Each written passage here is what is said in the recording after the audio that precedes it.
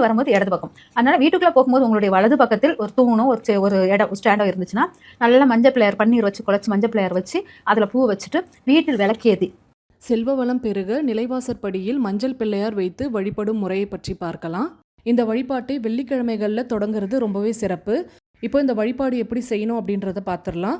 உங்கள் நிலைவாசற்படிக்கு வெளியே நின்று பார்க்கும்பொழுது வலது புறமாக ஒரு மணப்பலகை வைத்து அதுக்கு மேலே ஒரு சின்ன தட்டில் கொஞ்சமாக அக்ஷதையை போட்டு ஒரே ஒரு வெற்றிலையில் மஞ்சள் பிடித்து குங்குமம் வைத்து மலர்களால் அலங்கரிக்கணும்.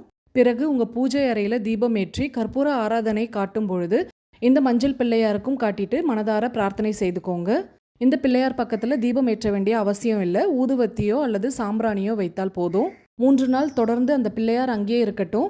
3வது நாள் அந்த பிள்ளையாரை எடுத்து தண்ணீரில் கரைத்து உங்கள் வீடு முழுவதும் தெளித்து விடணும். 3வது நாள் திரும்பவும் இதே போல் பிள்ளையார் பிடித்து வைத்து நீங்கள் வழிபாட தொடங்கலாம். அப்படி முடியாதவங்க வெள்ளிக்கிழமைகளில் மட்டும் இந்த வழிபாட்டை செய்தால் போதும்.